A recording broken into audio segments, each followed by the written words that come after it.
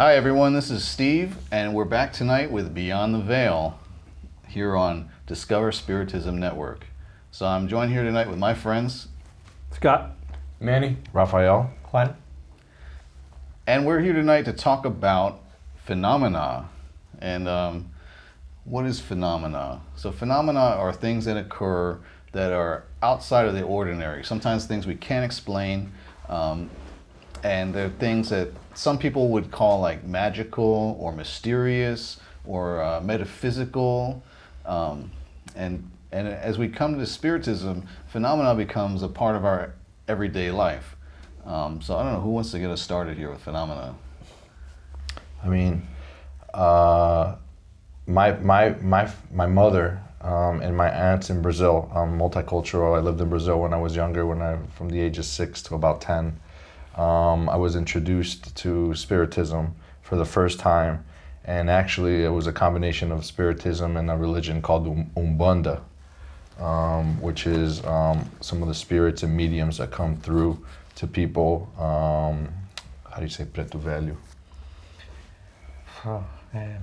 It's like Old slave spirits, old gentlemen, old women, wise spirits. And I'll tell you, the first time I encountered that was I fell off of a horse.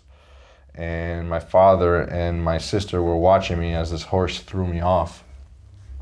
And I remember, the horse neck hitting me, and I was a little kid, so I fell off of the horse, obviously curled up in a little ball like I was taught. And my father, being worried about me, took me to this lady who was a medium, and she sprinkled some powder. It was like talcum powder or something on my back. She said a couple prayers. Now that I could understand it a little bit more, she did a form of magnetism, and nothing was wrong with me. But that's the first time I encountered a medium and somebody incorporating into a spirit. And to me, that was a phenomenon. At a young age, it kind of shocked me. I was a little bit scared, a little bit nervous, but then at the end, I felt pretty good about it. Nothing had happened to me. I was completely uninjured. And my dad said that's because of the good spirits that were around me that were protecting me. So I would think that's my experience with my first phenomena. So yeah, that's interesting because when we talk about Spiritism, it's not like phenomena is only in Spiritism. You find it everywhere in like spirituality and some of these practices that are like date back to the beginning of time, almost like these type of medicine that you might find like when you might have like a village would have like a shaman or something like that would do some of these things. But that's interesting because a lot of people will sort of go out of their way like looking for phenomenon. Actually, like go to see channelers, go to hear messages, like receive communications from spirits, and for them that's like very interesting. And in Spiritism we have this like Alan Kardec's always talking about having curiosity, like that we should be careful about our curiosity, like just doing things because of and it sounds funny because curiosity sounds like a good thing to us, like, oh, if I'm curious, like I'm eager to learn, but he's talking about more like curiosity like without like any kind of restraint, without responsibility. Yes, as you say about phenomena, it's not just Spiritism, of course, it's something that it's all over. And I think what Spiritism brings in this case is the possibility of explaining somehow that phenomena and having a rational explanation for things that we all experience. And in my case, when I heard the topic tonight, I thought, oh, I'm not gonna have much to say because I'm not very sensitive in the sense that we use that. So in encountering that phenomena or in having that ability of being a medium, like in the story you explained. But common things have happened to me even before I knew Spiritism, like say you meet someone for the first time and then you realize that I realized that I knew that person, and it was like there's no way that I just met this person for the first time. After 3 or 4 hours, it was so clear that there was another kind of connection, that there was prior knowledge, and I just couldn't explain that. It was like, okay, yeah, I know this has happened, but or being at a new place at the other side of the world and having the deep feeling and conviction that I had been there, that I knew the place, that it was familiar to me. It's a type of deja vu. It was more than that, because I've had deja vus, but it was a constant feeling and conviction deep down that was a familiar place to me, that I had been there for quite some time. It was the first time I should set my foot in that place. And then, of course, through Spiritism, we have the possibility of rationally explaining those things. That's what I find interesting. Yeah, with what you just shared, it actually reminded me of something that happened to me a few months ago, and it was something very simple. But I was trying to call one of my friends at the exact same time that she was trying to call me, and she lives in another state. And I tried calling her, and the call didn't go through. And she was trying to call me at the exact same time, and her call didn't go through. So we waited a few minutes, and then I called her back. And then we were like, "Did you? I called you, and the phone call didn't go through." And she was like, "Yeah, I was trying to call you too." So I mean, people always try to look for phenomenon that are that it's gonna blow them away, or see something extraordinary, and it's gonna make them a believer. But it's those little things in your everyday life. A small dream that you have. It's not not really a premonition, but it's like a little bit of a message, and then a few days later you're like, hey, that's probably what that meant. Or thinking about someone and they're thinking about you at the exact same time. Little things like that. It's just proof that there's a greater world out there, and you don't need something extraordinary to prove that to you. It's a lot of it is right in front of our eyes. We just have to have a little bit of patience and belief and understanding, and it's there. The messages are there. We just have to be open to it. I like that. I had spoken before about some of the subtleties associated with intuition, and so most of us, probably all of us, more than once, something had happened, some event had happened. I knew that was going to happen. You hear this all the time, probably daily, depending on who you're around. You've done it to yourself, and it's clear as day, right? It's kind of, I knew that was going to happen, or you can even foresee it like a few seconds before. It's kind of like, I knew this is happening. And it's kind of interesting how that would be, and it's because, as a spirit, which is what you are animating this body, there's a knowledge and practice and learning that you do outside of your body, in your sleep and other things, right? So there's practice. And there's situations and meditation type of conditions that you can have that brings forth unconsciously. Even when you may think you have no dreams, there's things happening, right? It's just that you're not remembering them. So again, these intuitions are this information that you hold, you've already collected, you've already learned. It could be recent, it could be days or weeks old, even what have you. It's irrelevant, but the fact that that exists can be explained through Spiritism. I think that's it's pretty profound that we can go to that point.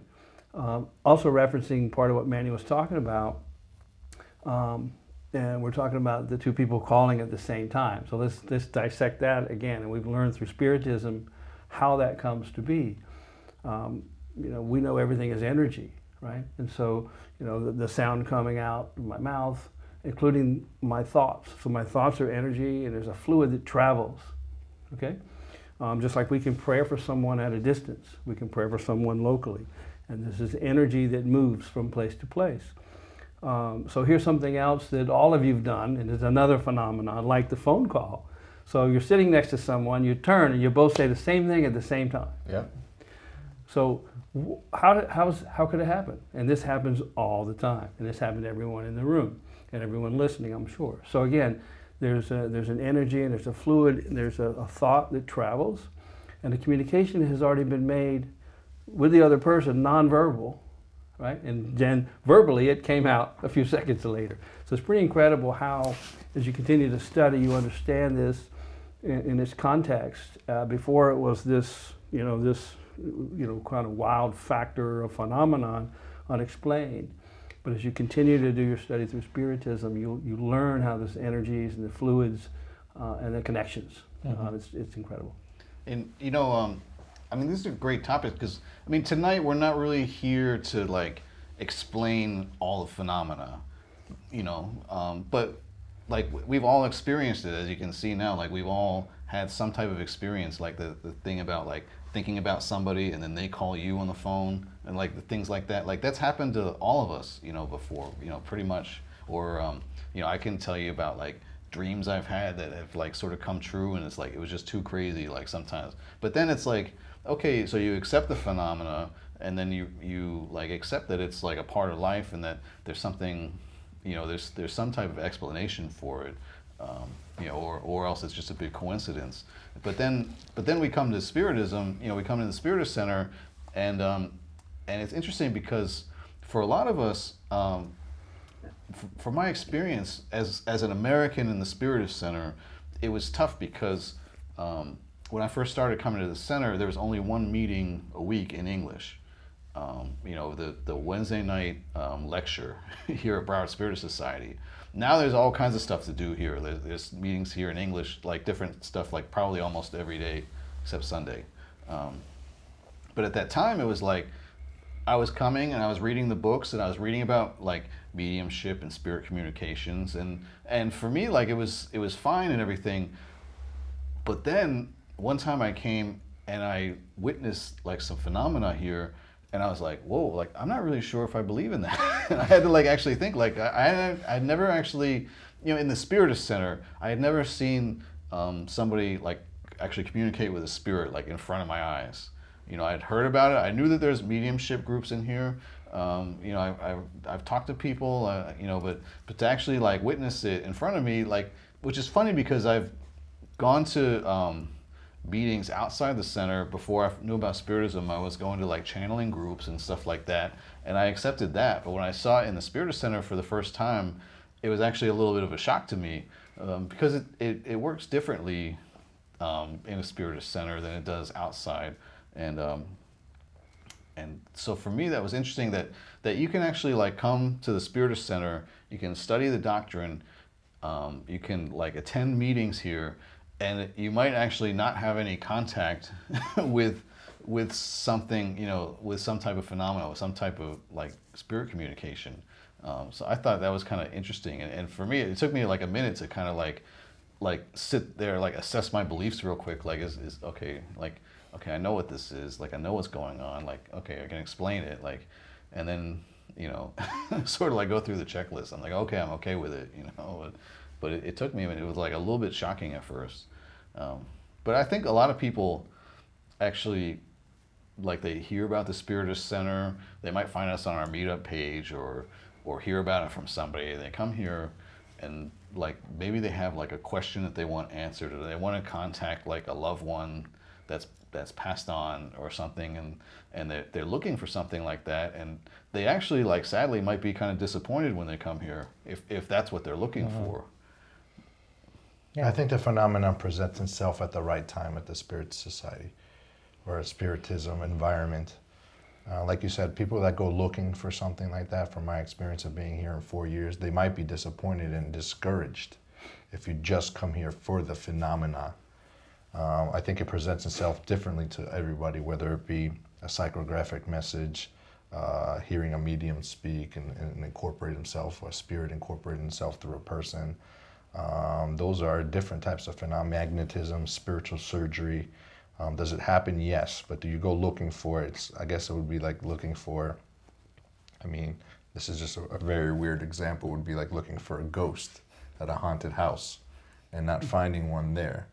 That's a horrible example, but that's something that I guess somebody that's going to look for something that might not be there and be disappointed. That's a great point though, because like if you go ghost hunting and don't find a ghost, does that mean that ghosts don't exist? That's a good question. Yeah. I think it's a good example because there are a lot of shows on YouTube where you find ghost hunting. Yeah, and it's much more popular and some good ones. But to me, I haven't experienced that at the center.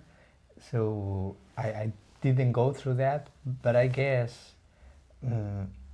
I understand that what I'm looking for here, it's something different. That may come or may not, as you say, but what I'm looking for here is to work on my self-development, to work on my self-knowledge. So is that phenomena needed for that? Do I need that? Probably not. For the most part, probably not. So I'm not experiencing, but I thought, again, preparing this or thinking about, what to share here, that all my path here at the center and with Spiritism for these years was a kind of aside from that phenomena, and now I'm recalling things that happened to me, particularly at the beginning when I encountered and I started studying and reading about Spiritism. And I think Rafael, I think you're very right, because I did have those signals. Those signals were there in the form of dreams, in the form of very shocking things that I could not deny, that did not have a rational explanation, but made it very clear to me that there was something else there that I could not deny. So, I thought I'm coming here just to study and to better myself, and that I don't need any kind of proof, and then I'm not that kind of person. But the truth is, I had that. So probably I needed it at the moment when it came, and as I say, it came in the form of dreams and shared dreams with someone else, where it was impossible to deny, and that other person was giving me information about people living in the building that she was visiting for the first time, and where I had lived my whole life, and people that had died a long time ago, and she was describing in detail how were those people, what were they saying, they were exactly those people. And so there was no way I could deny that, and I guess that came at that time, at the right time, and I don't feel the need for anything else. But the good thing, what I like of this path that I'm walking, is that it helps me to normalize things that, as you said before, we can label as supernatural or weird, and they're just normal. They're normal things. So it's helping me to do that, to normalize things. Yeah, and it's funny too when you mention that, because it made me think. A lot of these things happen, like you say, you don't notice them, but a lot of times they're happening so often that it just becomes like a common thing that you don't even realize that they're happening. When you're thinking about someone and they text you, or like you said, like people in your building, and like you somehow you were associated with them, you able to, or maybe there was a way to connect with them. But they just happen so often, and if we just stop, and pay attention to it, you realize how much intuition you get, seemingly out of nowhere. How many messages and these little small things that happen every single day, and it's if you just have an open mind and an open heart, they can lead to other places. And a lot of times I was looking for signs. I was always praying for guidance and looking for signs. And it's funny, because if you pray for stuff like that, you never fail to find signs. But like, are they actually signs? Like, and that's something that sort of I actually led my life. This is gonna sound silly, but I actually had like this thing where I believed that like God communicated to me through fortune cookies, and and I got this fortune cookie one time that said like, you always know when to wait or when to speak up for yourself.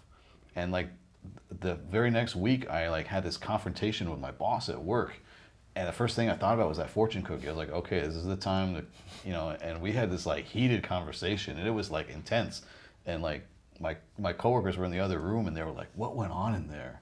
You know, and it was A like fortune cookie. it was because of a fortune cookie.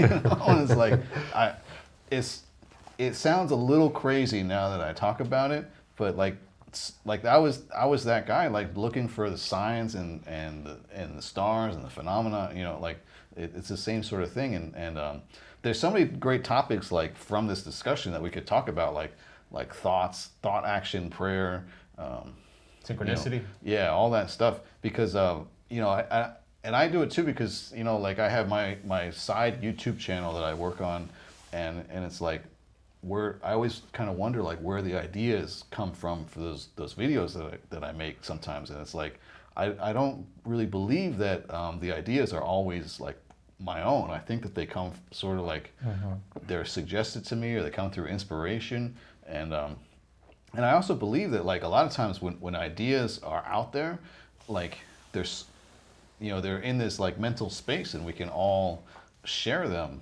You know, so and you see that a lot like when they come out with like a movie about something, there's going to be another movie almost exactly like it sometimes, like with a different title, and like you know it's like a little lower budget, but like they have the same exact like premise. It's like, and you see that a lot, like you know, and I don't think the people are actually like planning to go like steal a script or something. I think that the ideas are just sort of floating around in the ether and people can pick up on them.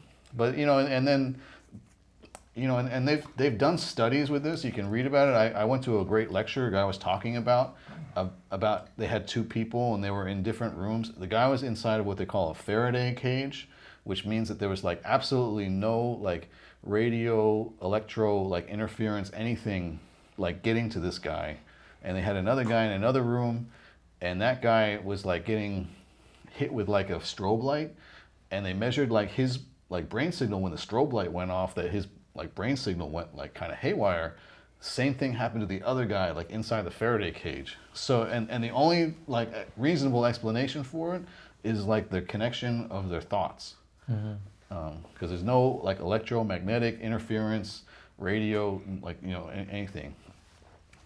So, and when we talk about Spiritism, you know, it's not really just from Allan Kardec, but also like Andre Luis, you know, there's Chico Javier books.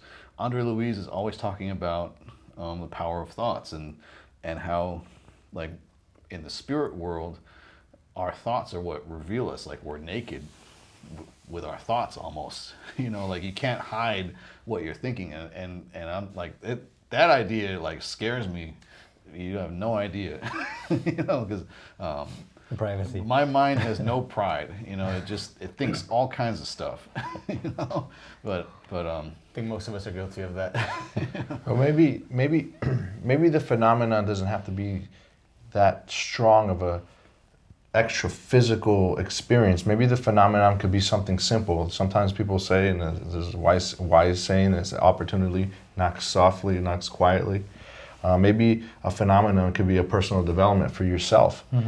Somebody that walks into the Spirit Center, like somebody, I've had the joy of meeting Steve for a couple of years now, 3-4 years, who would come in here and would barely speak. It was just very quiet personality, into Tai Chi, Some people into miss martial those arts, and now he's mediating a conversation on YouTube. I think that's a type of a phenomenon in itself. Maybe it's something as weird as, or as small as, you know, going to a meditation group and finding out who you really are, or thinking of something that you haven't been able to do for a while, and actually bring yourself some peace. Somebody who's really struggling. I've seen that in the center as well, where people come in here with a tough situation, but by coming to the Spirit Center and talking and meeting with different types of people and different personalities, you know, better themselves. Come in here with anxiety, with depression, suicidal thoughts, and improve themselves. I've seen this. Maybe that's a type of phenomenon that's quiet and might not be extra physical, but it's very real to people. I mean, you get the same kind of results that you'll see from like these big like religious people on TV, like with the laying on of hands and the prayers that they do, and they're like really like screaming at people, like praying. Like they get results, but it's like we get the same results, and like it's demystified. There's no like mysticism involved. You know, it's like it's just like plain and simple, like good thoughts, good intentions, prayer, like The nice part I like about that is because of the teaching, so there's a lot of material that we can go to learn and continue to learn. And it's kind of like you learn, you collect, and you like scratch your head for a while. You go, okay, I'll go back in. Give me some more. You scratch your head, and you see how you can apply it to your own life. Part of what we're talking here to pick up from Steve is, where do these ideas come from? So through Spiritism, we have mentors. We have a guardian angel, for example, that with us to help us evolve. And so, ideas are coming to us all the time, and we're learning that more of the ideas are coming to us, not from us. So that leads to another question. Where do you idle in your own life? Are you more good or not so good? And I'm saying it because depending on how you live your life would depend on what kind of influence, right, you're going to get, what kind of ideas are going to come. So be careful with what you're thinking and what you're doing, because those influences are real, and then it's you to choose what you want to act on. So I thought that was interesting.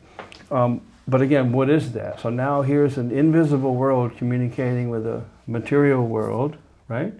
And here's thought, not between humans, but between two spirits. Here's communication between two spirits without sound, without audio. Again, phenomenon, but it exists to everyone, right? Everybody knows and have heard about mother's intuition, right? So start there if it gets confusing for anyone. Yeah. That's I think that's clear. I also wanted to go, we were talking about some of the phenomena as I started to experience. I came through some workshops, and I don't have mediumship faculties, I'm like, I don't, have this, or I don't hear that, or I don't see anything. I'm like, okay, well, maybe one day I could, that could be neat.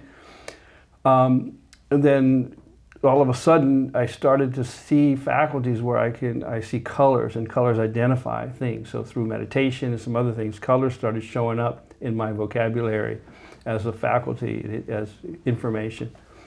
And I thought that was interesting. So as I continued my study, a few years later, I was doing some workshops here at this center, psychography. I'm like, okay, let's try this. I don't hear anything, I don't see anything, but so we're going through this workshop, and we're at the point where we have a blank sheet of paper in front of us, and we're ready to write whatever comes to our mind. And so we started with prayer, and I'm finished, and I'm sitting there looking around the room, and there's a lady next to me, and she's going nuts. She's on page 3 already. it's always some And show. I'm like, okay, well, I guess that's not me. I'm still sitting here with this blank sheet of paper, going, okay, I don't hear anything. What should I do? And I go back to instruction about just relax. Maybe just pick up the pencil. And so there was a point. This is a great experience for me. There was a point where that's exactly what happened. It's okay. So I'm going to sit up and go on the paper, and I just started writing. And it was the most phenomenal thing that ever happened to me, because I'm having a conversation. It wasn't me listening, and I don't hear. It was just like I'm feeling this. And the first communication to me was, go ahead, ask your questions, kind of thing. And I'm like, okay. So I'm writing my questions, and I'm getting answers to my questions. I'm having this dialogue, and it was the most incredible thing, So it's kind of like when you let your guard down and just let it be, right? It's one of the messages here. The communication exists. I guess it was something that I've always had, and I'm learning and now developing more of that. I'm doing this weekly. And the messages coming through are messages of inspiration, messages of recommendation, for the good, right? So it's always a reinforcement of what we should be doing. And it's typically the messages that come through, I do for myself and my own family, right? It's part of a prayer we do at home. And the messages are catered to what's happening in our lives, whether it's my spouse or my children or the family. There's something relative to what we read about in the gospel when we did our prayer that night, and then there's an extension to that and those ideas. So and here, I'm Irish, born and raised in the U.S., from North Carolina, raised Catholic, confirmed in the Catholic Church, but yet I had these intuitions and the ideas that there's more beyond what I've learned, right? And here I am now learning these other abilities that I have that I still don't hear or see. It just kind of comes. So I kind of hear. It's not someone else's voice. If I hear anything, it's mine, but I really don't hear it. I just feel it and start writing. And it's pretty incredible how it comes. I'm only a few words ahead. It's not like this dictation and I got to go back and hear the recording. So it's pretty incredible how the point was that let go, just relax, go into a state of relaxation, and you can find those connections, right? And that's exactly how it happened for me when I finally got to a state, almost a meditative state of relaxing and trying to be open and asking to be open. The communication came, and it was incredible experience. And we've reached our time for tonight, so that's a great topic. I mean, there's so many topics from what we said that we could talk about in future episodes too. But just as to wrap it up, not to be disappointed if you come to the Spiritist Center and don't see somebody giving out, doing fortune telling or anything like that the first night you're here.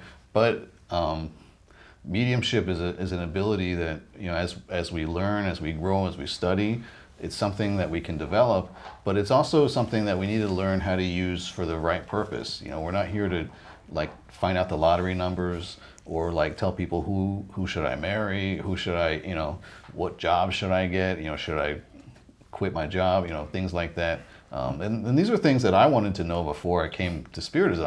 If somebody would have told me that, but not only do we not do that, we can tell you why we don't do that, why, I mean, you can go to somebody and they will do that for you. You can pay money for a medium and they'll tell you what you want to hear. The greatest gift of Spiritism for me and from what I hear from a few of us is self-development, that we learn to become better people and we learn, how to work on ourselves and why we should work on ourselves. So thanks so much, guys. Thank you, Scott. Thank you, Manny. Thank you, Raphael. Thank you, Juan. And thanks again to John for being our director of photography again. Peace and love. Thanks so much for watching here on Discover Spiritism Network. We'll be back again next week with more great content.